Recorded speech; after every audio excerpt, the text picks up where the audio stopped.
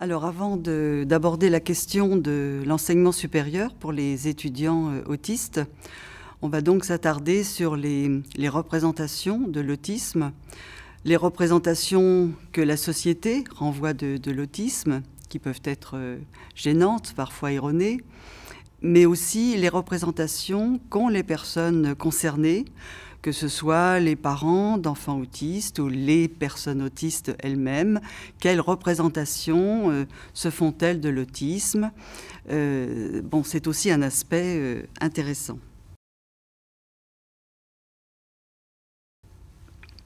Alors justement, avant de parler des images que la société peut renvoyer de l'autisme, et dont certaines font problème, j'aimerais évoquer les images que les personnes autistes elles-mêmes, donc les personnes concernées, renvoient de l'autisme.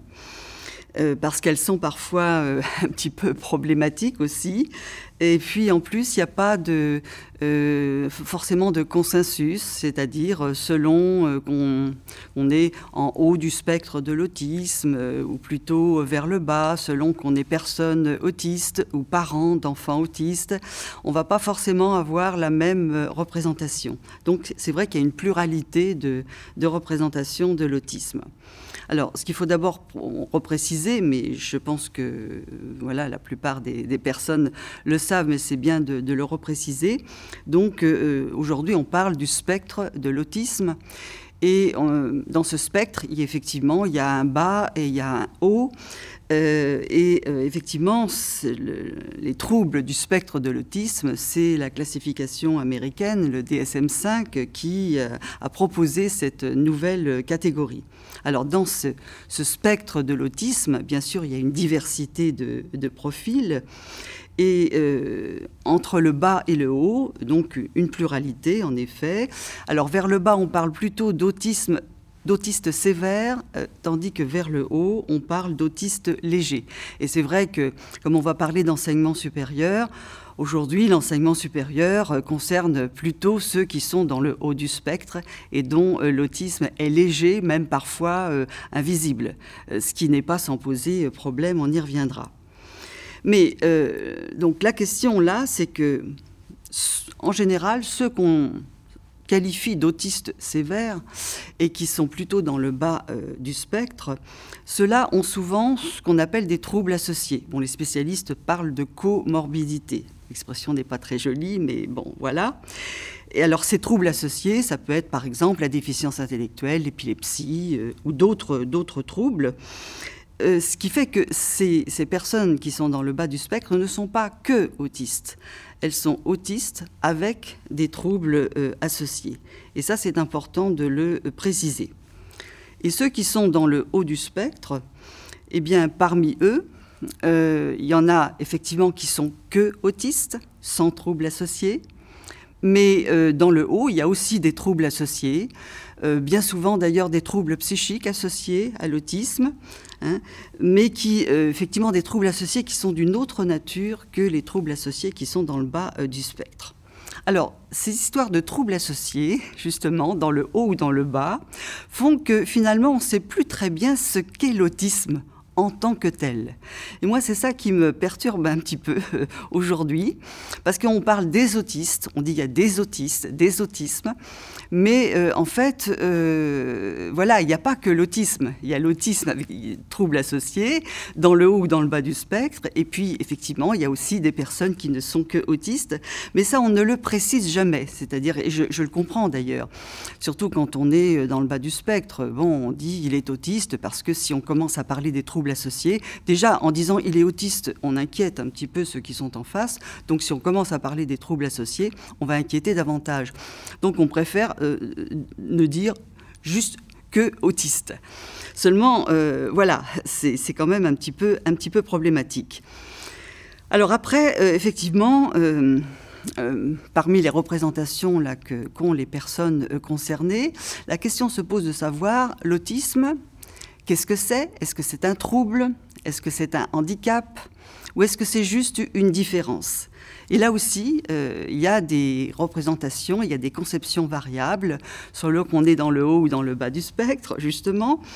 Dans le bas du spectre, et notamment, je pense effectivement aux parents qui ont des enfants autistes sévères avec troubles associés, là, effectivement, on va reprendre cette terminologie de trouble, l'autisme comme trouble, l'autisme comme handicap, l'autisme comme trouble neurodéveloppemental, etc. Ce qu'on trouve d'ailleurs dans les classifications. Par contre, quand on est dans le haut du spectre, et là c'est vrai que les étudiants dont nous allons parler et qui sont concernés par l'enseignement supérieur, eh bien eux parlent moins, certains même rejettent la notion de trouble ou la notion de handicap, et ont tendance justement à présenter l'autisme plutôt comme une différence. Et ça, je pense que c'est important de le signaler. Il y a même un mouvement aujourd'hui qui commence à prendre de l'ampleur avec des associations de personnes autistes qui sont en train de se mettre en place. Je pense au CNAF, à l'association Alliance Autiste, l'AFA, qui est une association pour femmes autistes. Et là, effectivement, ces associations présentent plus l'autisme comme une différence plutôt qu'un trouble ou un handicap. C'est quand même important de le signaler. Et il y a d'ailleurs un mouvement, là aussi, qui commence à faire entendre parler de lui, qui s'appelle le mouvement de la neurodiversité. C'est-à-dire qu'effectivement, quand on est dans ce mouvement de la neurodiversité, eh bien, la notion de trouble, la notion de handicap, on a tendance un petit peu à la rejeter. Non, l'autisme n'est pas un trouble, n'est pas un handicap, c'est seulement une différence de fonctionnement, mais ce n'est pas une pathologie. Hein, voilà où se trouve un petit peu la diversité. Alors justement, comme je vais m'appuyer sur un certain nombre de témoignages qui ont été filmés par Canal Autisme, on va donc écouter un premier témoignage qui est celui de Valentin, qui justement propose un petit peu sa conception de l'autisme, et vous allez voir justement la façon dont il rejette cette notion de trouble, parce que pour lui, l'autisme, c'est pas un trouble, c'est pas un handicap, hein, c'est une autre façon d'être au monde au fond, hein, et qui fait partie de ce mouvement de la neurodiversité. Voilà, donc c'est quand même important de le savoir, hein, qu'on soit pour, qu'on soit contre, peu importe, mais que cette représentation, cette conception de l'autisme, elle est assez partagée en ce moment par tous ceux qui sont dans le haut du spectre. Voilà, donc on va donc écouter Valentin. En soi, je considère l'autisme comme une différence de fonctionnement. Vraiment, avant tout, différence de fonctionnement cognitif, c'est-à-dire qu'il recoupe plusieurs aspects. Donc des aspects liés, bon après je reprends des définitions générales, mais ce sont des aspects liés à des différences du point de vue de la socialisation. Bon, le mot trouble, j'aime pas trop, parce qu'au fond, ce qui est trouble, ça s'oppose à clair, et rien n'est clair, rien n'est trouble pour moi. Bon bref, donc en tout cas, ce sont des différences du point de vue de la socialisation, donc des capacités qui sont altérées du point de vue de la socialisation, de la communication, mais tout ceci est très lié, et puis des intérêts spécifiques. Alors j'aime pas le mot intérêt restreint, parce qu'intérêt restreint, ça voudrait dire qu'il n'y en a pas beaucoup, alors qu'il y a des personnes autistes qui peuvent avoir énormément d'intérêts, un nombre incroyable d'intérêts. Voilà, donc c'est essentiellement du point de vue... il y a un socle de différence dans l'autisme. Mais en aucun cas, ce sont ni des troubles, ni de restrictions, ni quoi que ce soit, tous les termes à connotation négative. Donc pour moi, l'autisme, c'est le socle de différence. Et après, une fois qu'on a posé ce socle de différence, il y a énormément de profils de personnes autistes. Et puis voilà, on peut trouver absolument tout type de personnes. Donc on vient de l'entendre avec Valentin, qui rejette vraiment cette notion de trouble. Il le dit à plusieurs reprises. Hein, pour lui, l'autisme, ça fait partie de lui, de son essence, de sa façon d'être, de fonctionner, de penser, etc. Et voilà, donc c'est pour ça d'ailleurs qu'il n'accepte pas non plus qu'on dise personne avec autisme. Mais on le verra dans une prochaine vidéo. Il préfère qu'on dise personne autiste, voilà, tout simplement. Et il rejette aussi, vous l'avez entendu, la notion d'intérêt restreint. Parce que c'est vrai que dans les classifications, et là c'est une critique des classifications, hein, qui parle effectivement chez les personnes autistes d'intérêt restreint.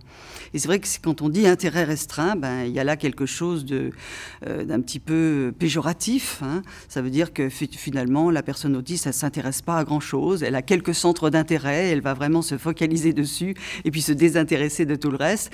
Donc lui rejette pleinement cette façon de penser l'autisme en affirmant que non, c'est pas ça du tout, et il préfère d'ailleurs l'expression intérêt spécifique, hein, et il ajoute que les personnes autistes peuvent avoir une pluralité d'intérêts, hein, et non pas quelques intérêts restreints. C'est vrai que dans les classifications encore aujourd'hui, on présente vraiment l'autisme, c'est l'approche médicale de l'autisme, hein, qui se focalise sur des manques, des déficits, des restrictions, et finalement qui ne fait pas apparaître les points forts et plus positifs de ces personnes et même de ce fonctionnement. Hein, parce que, voilà, comme c'est considéré comme un trouble, une pathologie, eh bien, on ne parle que des déficits. On ne parle pas des capacités qu'effectivement ont aussi ces personnes, et il faudra y revenir. Alors du coup, la question qu'on peut se poser, c'est effectivement l'autisme, qu'est-ce que c'est? Est-ce que c'est un trouble, comme on le dit dans les classifications? Est-ce que c'est un handicap? Et dans ce cas-là, effectivement, on s'imagine une personne qui a besoin de soutien, qui a besoin d'aide, et d'aide tout au long de sa vie, parce qu'effectivement, on ne sort pas de l'autisme. Hein. Quand on est autiste, on le reste.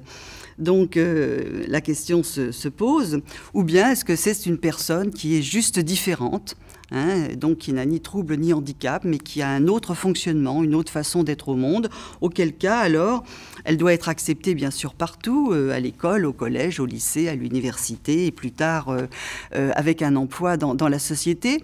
Mais dans ce cas-là, effectivement, est-ce que cette personne a besoin d'aide, de soutien? C'est aussi la question qu'on peut se poser. Et c'est ce que craignent d'ailleurs les personnes qui insistent sur l'aspect trouble, parce que si on continue à dire que c'est un trouble, alors là, à ce moment-là, on comprend que des aides, des soutiens sont nécessaires. Si on dit c'est juste une différence, à ce moment-là, on va mettre en question la nécessité de soutien, d'aide, etc. Hein, ce qui n'est pas forcément une bonne façon de voir les choses, mais il y a une espèce de dichotomie là, assez à la fois intéressante et gênante. Alors, c'est vrai que ce qu'on peut se dire, c'est... alors, pourquoi rester dans cette opposition, hein, entre trouble et différence?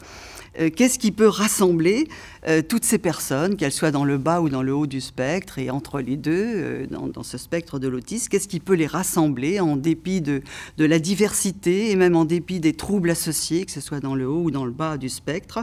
Donc c'est ça aussi que j'aurais bien envie de clarifier, enfin de faire apparaître. Et là, donc je vais vous faire entendre le témoignage d'une autre personne autiste qui s'appelle Stéphanie Bonneau-Briet, donc qui justement, elle, refuse de tomber dans cette dichotomie et essaie de montrer justement qu'est-ce qui rassemble toutes les personnes qui sont dans le spectre de l'autisme, hein, qu'elles soient dans le haut ou dans le bas ou entre les deux. Eh bien, il y a quelque chose qui les rassemble, qui est l'autisme précisément, mais qui est que l'autisme, et qu'elle essaie justement de définir, et en s'appuyant justement sur la notion de continuum, hein, ou de continuité, parce que c'est vrai qu'entre le bas et le haut du spectre, eh bien, il n'y a pas de coupure, il n'y a pas de fracture, hein, comme on le fait apparaître bien souvent, mais une espèce de continuité qu'on a tendance un petit peu à perdre de vue. Et ça, je trouve que Stéphanie le dit très bien. Donc on va l'écouter. Il y a une mauvaise prise en compte du spectre autistique, c'est-à-dire qu'on essaye actuellement j'ai presque envie de dire d'opposer des parties du spectre autistique, alors que ça n'a pas lieu d'être. Donc la notion de continuum est malheureusement encore peu intégrée dans l'esprit des gens, et c'est dommage, parce que ça porte à confusion, ça porte à opposition et à polémique, alors que ça ne devrait pas avoir lieu d'être. Après, il y a réellement des autismes. Je pense que ça aussi, il faut que les gens arrivent à avoir cette représentation. Donc c'est pas, il y en a qui sont autistes et d'autres qui ne le sont pas, ou cette notion de bas, haut niveau, etc.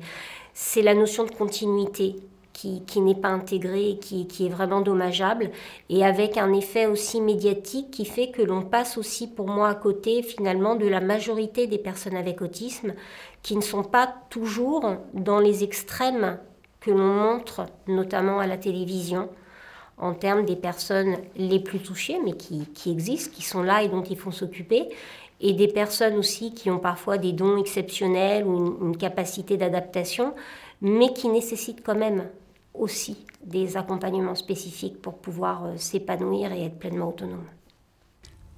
Alors on va continuer naturellement à écouter les témoignages des personnes autistes qui s'expriment. Et justement, c'est intéressant de constater que dans ces témoignages, c'est la personne dont le handicap est le plus visible, donc qui va, elle, s'exprimer en termes de handicap. Pour les autres, effectivement, l'autisme est davantage présenté comme... Alors, donc, celle dont le handicap est visible, on va l'entendre, c'est Joanne. Et après, il y a Magali, Valentin, on l'a déjà entendu, Stéphanie, Laetitia. Eh bien, elle ne parle pas vraiment elle parle pas beaucoup de handicap, elle parle beaucoup plus d'une différence de fonctionnement. Bien sûr, en insistant sur Magali, par exemple, elle parle de manque d'intuition sociale. Hein, mais effectivement, le mot de trouble, le mot de pathologie, le mot de handicap n'apparaissent pas dans leur discours. Alors qu'effectivement, pour Joanne, cette notion de handicap est présente. Donc c'est intéressant là, de voir, selon le profil de la personne, quel est le mot qui est choisi pour justement évoquer l'autisme.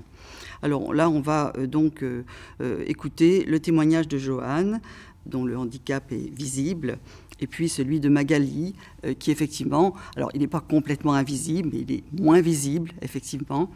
Et vous verrez la façon dont l'une et l'autre, justement, s'expriment à propos de l'autisme. Je trouve que les films embellissent un peu l'autisme. Alors, je dis pas non plus que... Mais ça veut pas dire que les autistes sont forcément des attardés, comme on le dit. Au contraire, pour moi, l'autisme, c'est un handicap, c'est une contrainte. Je pense pas elle n'est pas forcément grave de ce que je sache, de mon expérience personnelle. Deux personnes autistes ne se ressemblent pas. L'autisme, pour moi, syndrome d'Asperger, c'est un manque d'intuition sociale. Pour faire une image, par exemple, c'est par rapport à une personne non autiste, c'est comme si elle se déplaçait dans pour elle, dans une salle comme celle-là. Il y avait la lumière, donc elle voyait où aller. Donc elle savait intuitivement les codes sociaux, je généralise. Et elle savait les choses à faire et à ne pas faire. Elle allait pas se heurter à une chaise, par exemple. Elle allait contourner les obstacles, savoir comment se comporter, parce qu'il y a la lumière. Et moi, c'est comme s'il n'y avait pas la lumière, donc j'apprends par essai-erreur. C'est-à-dire que je me cogne un peu partout, au mur, je renverse un peu tout, je suis maladroite, maladresse sociale, et c'est comme ça que j'apprends. Et j'ai pas la lumière qui me permet de voir tous les obstacles, ce qu'il faut faire, ce qu'il faut pas faire. Et j'apprends en me heurtant. Et voilà. Et par rapport à une personne non autiste, elle voit, j'ai l'impression qu'elle a tous les codes sociaux et qu'elle sait comment se comporter. J'ai appris toute seule, j'ai été diagnostiquée tard. J'ai appris toute seule, j'ai fait énormément de gaffes, j'en fais toujours. Mais j'ai beau apprendre, c'est comme si dans une salle, on apprend, donc à force, je connais tous les recoins de la pièce, là où il faut aller, là où il ne faut pas aller, mais le lendemain, ce sera une autre salle, et à nouveau, ce sera dans le noir. Donc je devrais réapprendre tout le temps. Donc je dois toujours réapprendre. C'est comme une cécité sociale. J'exagère parce que quand même, j'arrive quand même à maîtriser, à voir un petit peu, mais d'autres personnes n'arrivent pas et doivent toujours apprendre elles sont aveugles socialement et elles doivent toujours apprendre quel que soit le contexte. Je suis toujours obligée de tout analyser, il n'y a rien d'intuitif même si on peut croire que non.